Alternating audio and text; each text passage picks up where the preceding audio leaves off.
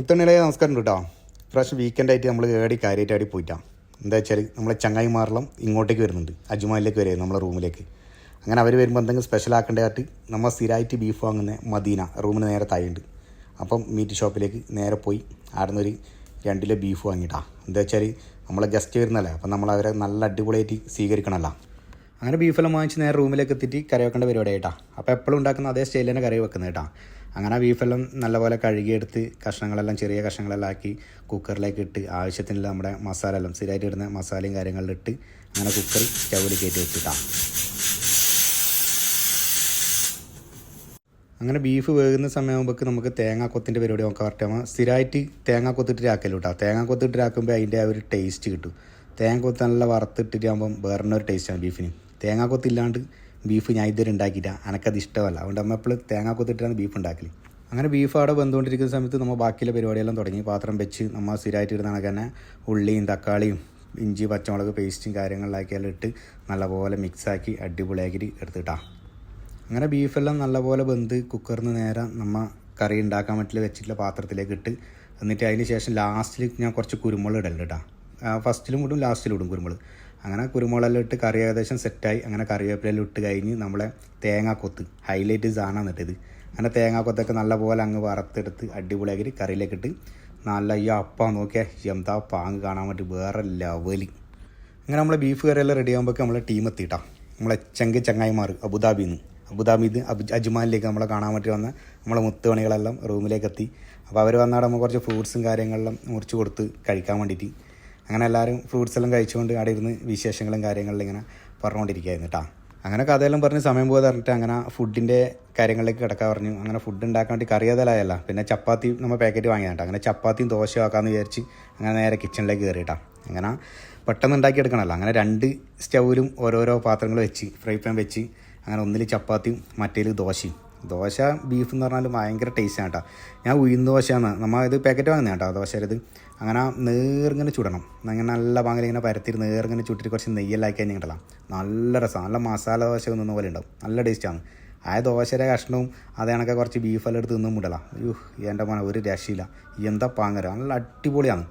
അപ്പോൾ ദോശ ചൂടുമ്പോൾ ഇങ്ങനെ നേർങ്ങനെ ചൂടണം. അധികം ആളിങ്ങനെ തടിച്ചിട്ടാവില്ല, എനിക്കത് ഇഷ്ടമല്ല തടിച്ചത്, നേർങ്ങനെയാണ് അങ്ങനെ ദോശ ചുട്ടത്. അങ്ങനെ എല്ലാം ഫുഡെല്ലാം റെഡിയാക്കി ഒരാളായിട്ട് അപ്പുറം ഇപ്പുറം ഇരുന്നിട്ട് കഴിക്കാൻ തുടങ്ങിയിട്ടാണ്. എല്ലാവരും പറഞ്ഞ് നല്ല അഭിപ്രായം, എല്ലാവർക്കും അടിപൊളിയുണ്ട് പറഞ്ഞു. സെറ്റ് സാധനം. ചപ്പാത്തി ദോശ ബീഫ് നല്ല വരട്ടത് യജാതി സാധനം, പൊള്ളി നല്ല പങ്കുണ്ട്. ആ തേങ്ങാ കൊത്തലെടുത്ത് തിന്നുമ്പില്ലേ വേറെ ലെവലാട്ടാ, അടിപൊളി സാധനം. അങ്ങനെ 2 കിലോ ബീഫാക്കി കേട്ടാ. തീർന്നത് കണ്ടിട്ടാ, നോക്കിയാൽ പാത്രം പഠിച്ചാടെ വെച്ചിട്ടുണ്ട്. അങ്ങനെ ഇല്ലോണ്ട് ഓണം കണക്കെന്ന് പറയണക്ക് ഓരോരോ സ്ഥലത്ത് ഓരോരോ ആളായിട്ട് കിടന്ന് ഉറങ്ങിയിട്ടാ. അങ്ങനെ പറഞ്ഞ് പഠിച്ചവനെ എത്ര വട്ടം നേരം വെളുത്തോ എന്ന് പറയണക്ക് ആയിപ്പോയി.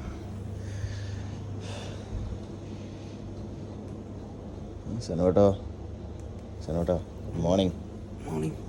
എന്താണ് ഉച്ചവനായി, ഫുഡൊന്നും ഉണ്ടാക്കണ്ടേ? സമയമൊക്കെ എത്ര 10:30 കഴിഞ്ഞു. എന്താണ് പ്ലാനിങ്? എന്താണ് ഫുഡൊക്കെ? പുളിശ്ശേരി മത്തി പൊരിച്ചതും സെറ്റ്. ഇപ്പോഴത്തേക്ക് ദോശ വാങ്ങും ചപ്പാത്തി ഇല്ലേ, കറിവാക്കാം, അത് സെറ്റ്.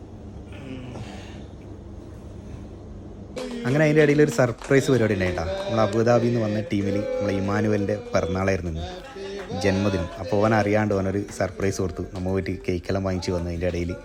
അങ്ങനെ അത് അവന് ഭയങ്കര സന്തോഷമായിട്ടാണ്. എന്ന് വെച്ചാൽ നമുക്കൊരു സന്തോഷമായി. അവൻ പ്രതീക്ഷിക്കാതെയായിരുന്നു, അവൻ അങ്ങനത്തെ ഒരു സംഭവം പ്രതീക്ഷിച്ചിട്ടേ. നമുക്ക് മുൻപേ അറിയായിരുന്നു അവൻ്റെ പിറന്നാളാന്ന് നിന്ന് നല്ലത്. അതുകൊണ്ട് നല്ലൊരു പ്ലാനിങ്ങിൽ ഒരു കേക്കെല്ലാം വാങ്ങിച്ചിട്ട് വന്നിട്ട് നമ്മൾ റൂമിൽ നിന്ന് കേക്കെല്ലാം കട്ടാക്കിയിട്ടാണ്. മറ്റുള്ളവരുടെ സന്തോഷം അതാണ് നമ്മളെ സന്തോഷം, അതാണ് നമ്മളെ റൂമിൻ്റെ പ്രത്യേകത. നമ്മളെ റൂമിൽ ആര് വന്നിട്ടുണ്ടെങ്കിലും ഇതാണ് വേറെ ലെവലാണ് സെറ്റ്. വന്നവരെല്ലാം പിന്നെയും അടുത്താഴ്ചയും വരട്ടോളൂ എന്ന് പറയും. അതേ നമുക്കൊരു ബുദ്ധിമുട്ടില്ല കേട്ടോ. അതുകൊണ്ട് അങ്ങനെ ആരും വരാൻ നിൽക്കണ്ട, അത് വേറെ കാര്യം. അത് ഫസ്റ്റ് നമ്മൾ പറയാം.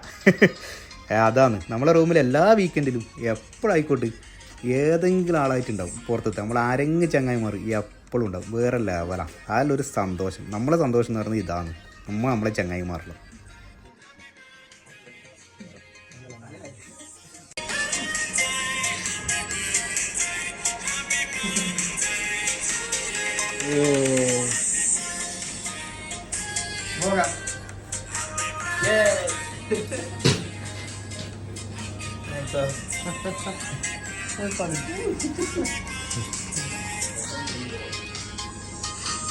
അങ്ങനെ കേക്ക് കട്ടിങ് കാര്യങ്ങളും കഴിഞ്ഞ് നമ്മൾ ഉച്ചക്കത്തെ പരിപാടി തുടങ്ങിയിട്ടാണ്. ഉച്ചയ്ക്ക് ചോറേക്കേണ്ട സമയം കഴിഞ്ഞ് 3 മണിയായിട്ടാണ്.